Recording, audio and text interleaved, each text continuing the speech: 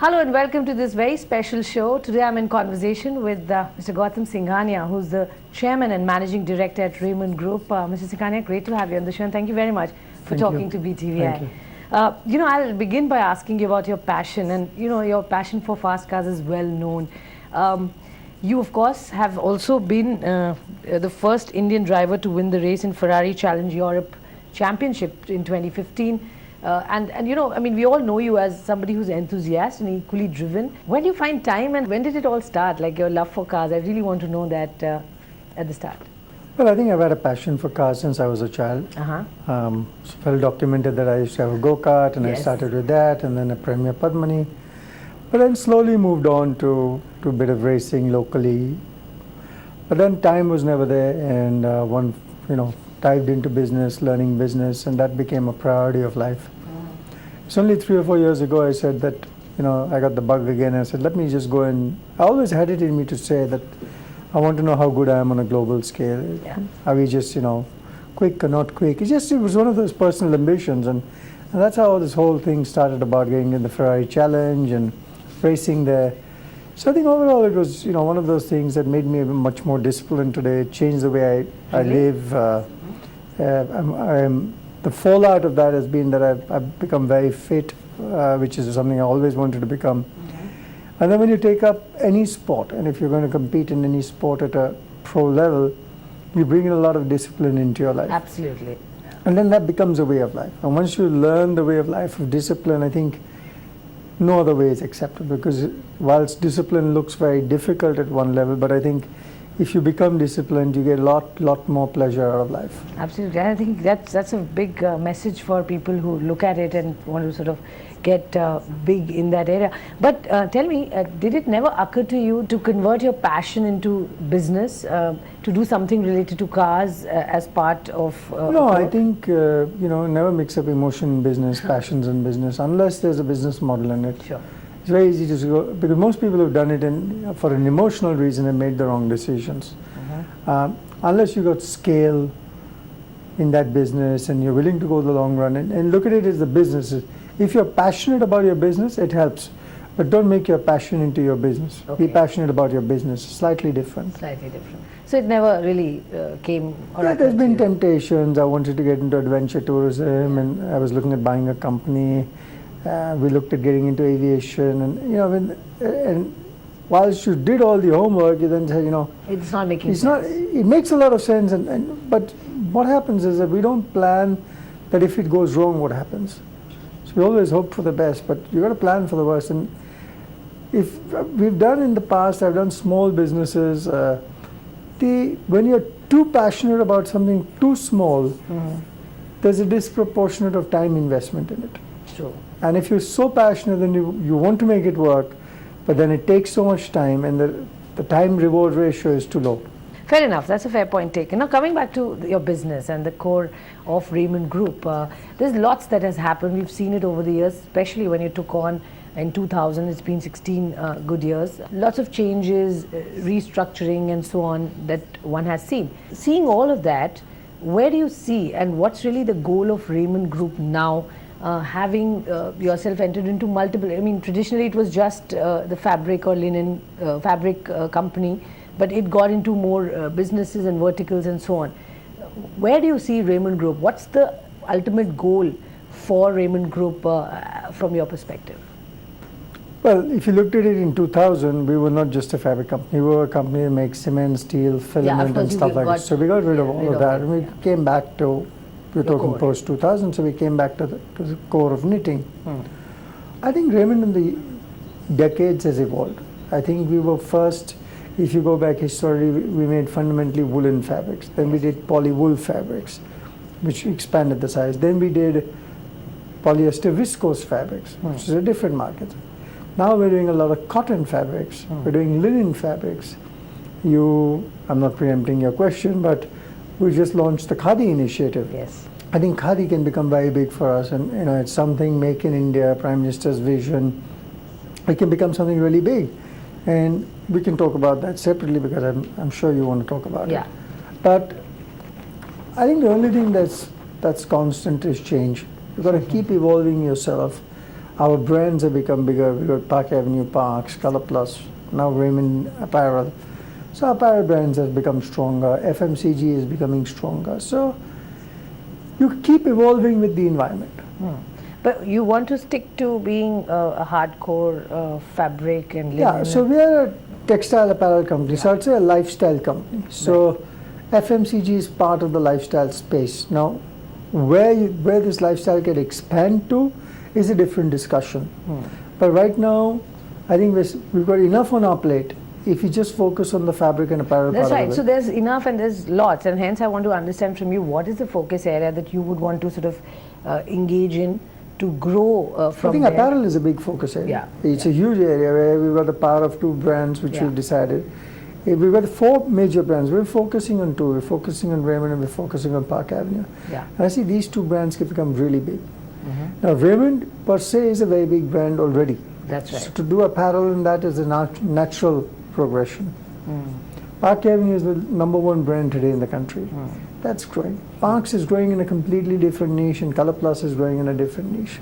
So I think each of our brands has got a unique proposition. And they're doing well in their respective. They're doing well in their respective spaces. Sure. But what about the challenges? I mean, especially when we are talking at a day and age where there's constant evolution and constant technology. Without challenges, there's no fun in life. Yeah. So how are you dealing with those? But that's part of life. Yeah. I mean, you wake up and there are challenges, and you just have to deal with it with a cool mindset and say this is life. You don't stress too much about it. Sure, you don't stress. But what's the plan to counter the impact of, for example, the e-commerce players, and how do You keep evolving your strategy. I personally do not believe so strongly in the e-commerce. I have a very different. Okay. The 2 parts to it. How much are you going to get venture capital guys to fund your losses and just go after customers? Exactly the same thing that happened with the valuations on .coms. Yeah. Where I see, so if you take this whole space, if there's a business model like Uber, I believe in the Uber model because what it's actually doing, it's increasing efficiency of an asset. Correct. And it's providing a very serious convenience to a person at a cost. Sure. Which is a workable business model in my opinion. But if you're going to try and sell t-shirts bought at 100 rupees and selling it at 80 rupees and 20 rupees funding that is coming from some long-term back, I don't believe in that. So this will be a dynamic space. Eventually, if it costs 300 rupees to make a shirt, it's going to cost everybody 300 rupees to make the shirt. I have the capability of design and heritage in what I do. An e-commerce player doesn't have that. He understands the platform. He understands the sales. He doesn't understand how to make clothes. That's what I do. Number 2, in India, people still want to go into a shop because it's an experience. Yeah. They're not confident. Indians are generally not confident. So they will go with their wife and their kids. They'll drape the fabric, Show, say, "Kaisa touch lag raha feel." hai? Am I looking good in this?" They like to wear. This is a very big confidence building exercise which e-commerce cannot give. And there's lots that you can do with it, of course. Coming back to understanding from you the kind of growth and the potential and the scale and expansion that you're looking as far as the domestic business goes. We'll talk about that first and talk about the Khadi India tie-up, for example. You said Make in India is one theme that you're working on and you believe that there's a great potential there. But this is one of the partnerships in that field. So help us understand and elaborate a bit on it, and whether you are looking at more such small tie-ups, and if yes, what's the thought process? Let's talk about Make in India and then we'll talk about Khadi because Sure. I hear 2 questions. So let's talk about Make in India. I think India per se is a very large market. So 1.3 billion people, Sure. it's 15-17% of the world. It itself is a very big market. It's the right country in the right place. So short term you can have whatever happening, but long term I still believe that manufacturing and consumption in this market is of importance. Sure. Let's talk about Khadi for a second. There are 11 lakh people that are employed in the Khadi industry. Khadi today has a particular perception of Khadi, whatever it is. It could be X, Y, Z, but there is a particular perception of what Khadi is. Sure. Raymond is a very strong brand. And what this association with KVIC and us has done is it's going to uplift, we're going to try to uplift Khadi from a common fabric to a fashion fabric. Right. And this is exactly what Prime Minister said in his speech, that can we make khadi to fashion? And you're able to achieve that, do more value addition, then these 11 lakh people at the back get better realization for their products. And hence it makes it strategic. And it makes it strategic for us. So if in a khadi emporium tomorrow you saw khadi, and then you saw a premium khadi from Raymond, you're suddenly changing the perception. Fair enough. Fair enough. So that's the thought process behind this tab, for sure. How many stores are you looking at adding? I mean, there's already quite a lot of number that you have, but going forward over the next 3, 4, 5 years, what's the outlook? It's a dynamic situation. Sure. Again. We have about 1,000 stores now. Yeah. And I think we have maybe 100 stores this year we would look at. But you know, when there are upheavals and etc., things slow down sometimes. Sure. But having said that, our different brands have different strategies for store growth. In fact, we've just been working on something very unique to try and enhance the way we can grow our stores. So if that experiment is successful, I think the pace of stores will improve.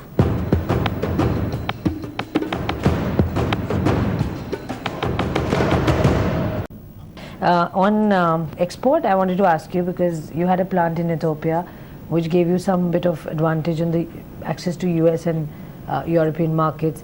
What's it looking like, and what's your overall strategy in export, knowing that there's a lot of global volatility? And I know you like challenges, there's interesting times there. Ethiopia, okay, so let's understand Ethiopia. The perception of Ethiopia today is that it is that famine from 26 years ago. Yeah.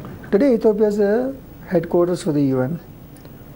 It's a least developed country status. It has duty-free access to Europe and America, and it'll continue to have that. It's a country on the rise. Number 2, it's a gateway to Africa. Sure. Number 3, what are we doing? We're putting part of our risk there. If American companies and European companies can get better cost products, we are mitigating our risk. I'm investing in Ethiopia and I'm investing in India. It's not that I'm not investing in India. Yeah, so it's like de-risking yourself from other ways. If I don't do it in Ethiopia, somebody else will. And I will not only lose the customer from myself to Ethiopia, I'll lose him from India as well. But today my same consumer is buying from Ethiopia and from India. Sure. So he's buying 2 products from me, one from here and one from there. So that's about that particular market, but you have more plans on exports in a big way. Ethiopia is an area that we've chosen just now. Yes. We're in the process of putting up the factory. It's not commissioned yet. Right. So I think that's a big opportunity. But you intend to do it soon enough, or you've delayed it because of a lot of uncertainty? Because of a lot of uncertainties. It's been delayed a bit because they were supposed to build the shed and hand it over to us in August. That got delayed for some reason. Sure. So the handover is happening in the next 10-15 days, I think so. Once that happens, then we can then move in and. But our training center is up and running there. Sure. How about the Asian markets, and any plans to sort of expand there? Dubai, I think you've been looking at. That's Middle East. Which is Middle East. Middle East, we've got a good strategy. I think we have 60 or 70 stores there now. But again, Middle East is slightly quiet because of the volatility in oil prices. I'm told that even tourism now is really collapsed, and hotel rooms have slashed 50%. So the Middle East has also become a volatile place. I think they've overhyped themselves for 2020, and Dubai is not cheap anymore. No. Dubai used to be a very cheap destination as an alternative, but it's extremely expensive. And I think people are now traveling in India. If I look on a macro level, why would I go to Dubai when I can go to Goa? I spend more time in Goa than I just don't go to Dubai. I think with the way the aviation sector has improved in this country and connected this country around, if I go to Goa today, I see more Indian tourists than foreign tourists. That's true, yeah. Because people have started to travel a lot more than... And that's because the infrastructure has come up. Yeah. Talking about the Asian market, is there a scope? And we're not focused on the Asian market today because Thailand and all have their mom and pop tailor shops, and that's the way they are. Okay. Not looking at that. What about FMCG space? You did mention that's one area, but what are your bigger plans in that area, and when do we see you become a big full-fledged FMCG player? Today, our FMCG business really backs up our lifestyle business. So, bulk of the FMCG business is under the Park Avenue brand. Right. Now we have 4 brands, and if I actually took a ratio of apparel sale to FMCG sale, you can work out the maths. The headroom is huge. That's true. If I do 1:1 FMCG Park Avenue to Raymond, Park Avenue to Park Avenue, it's a big market. Now, if you say if I'm going to do 1:1 to Raymond brand, you can imagine the headroom. Plus we got Color Plus, plus we got Parks, plus we have our own old brands like Tiara and Premium, etc. So Sure. we put together a very good team there now, and I think we'll start seeing some results for that. Sure. Any timelines that you've set out when we'll see things roll out? We'll start seeing it now. So because we have it's game is on. Okay. We also heard you talk to Patanjali for their entry into the textile business or garments business. Are the talks on? What stage and progress have you made? Well, all I can say is I've met Baba Ramdev, and I think he's got a vision on what he wants to do. He's a Swadeshi company, we are a Swadeshi company. And now with Khadi, with Khadi, so it's partnership for growth.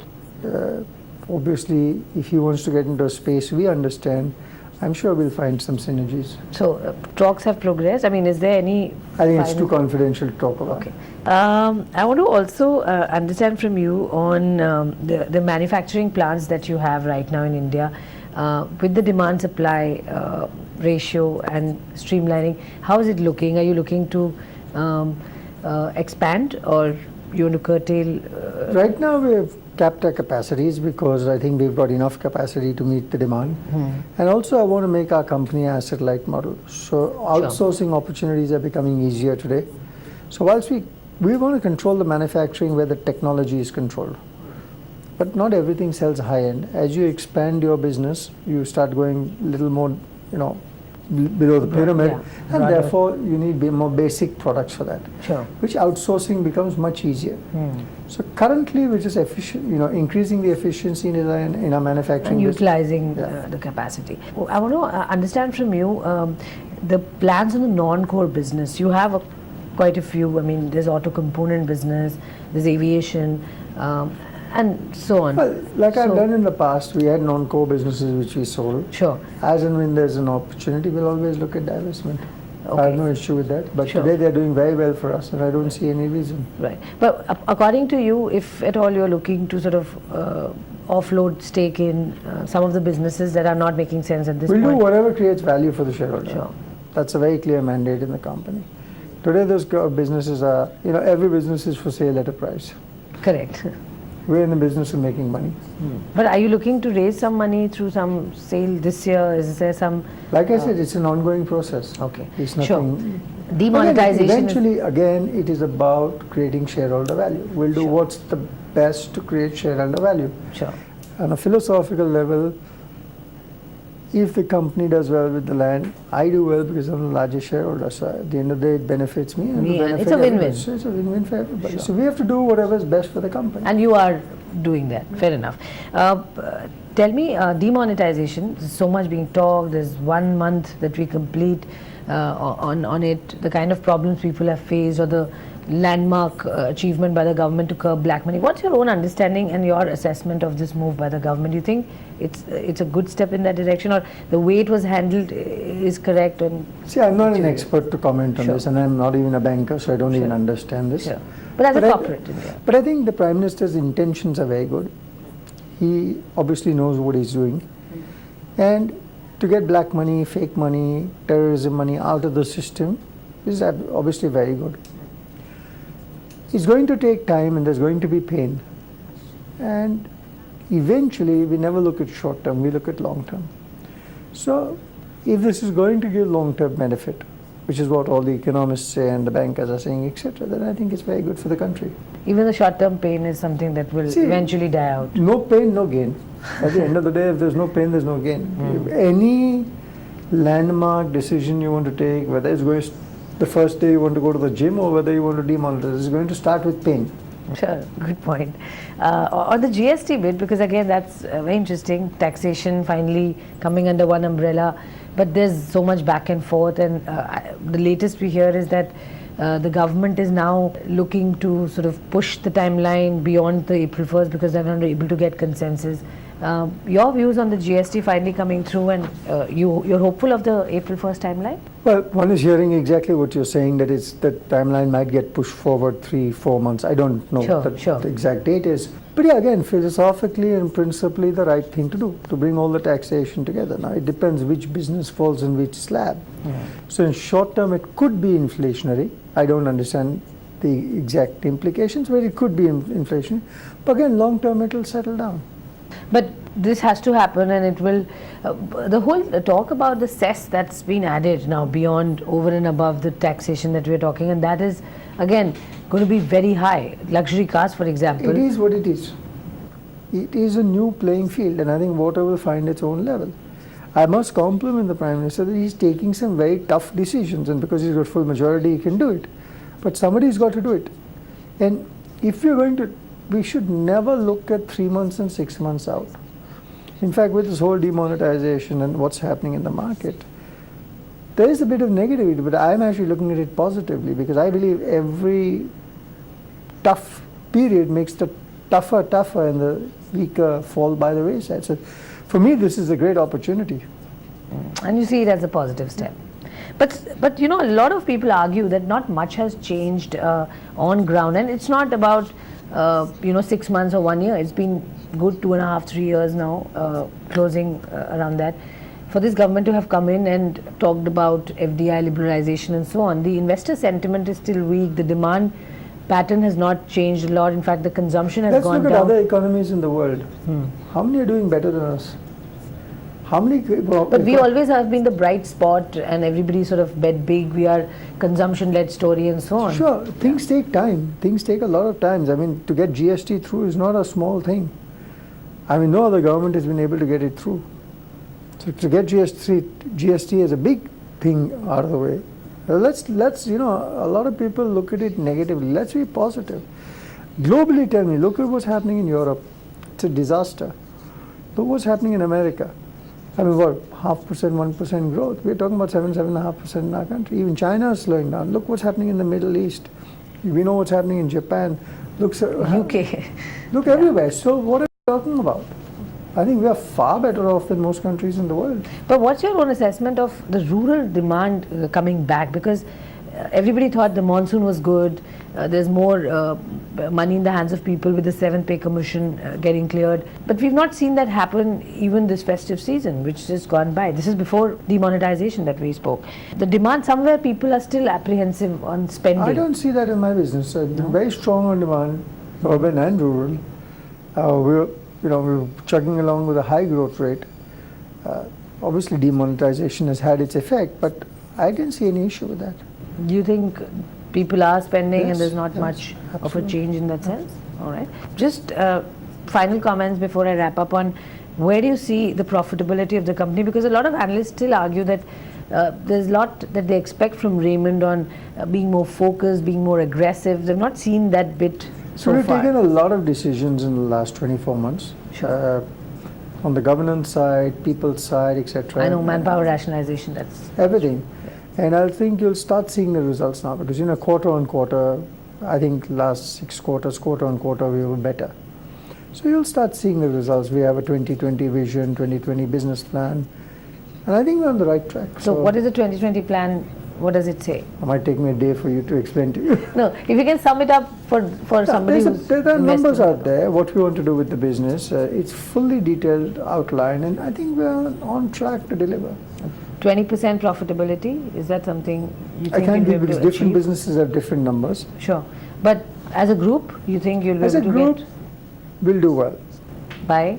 But like I said, 2020 we have a business plan, Sure. which is an aggressive business plan. All right. Okay, and also please understand it's a confidential business plan. Of course. So I don't want to discuss it with the media, but I think we're on the right track. All right, Mrs. Singhania, good to speak to you. Thank you very much, and all the best with your new plan. Thank you.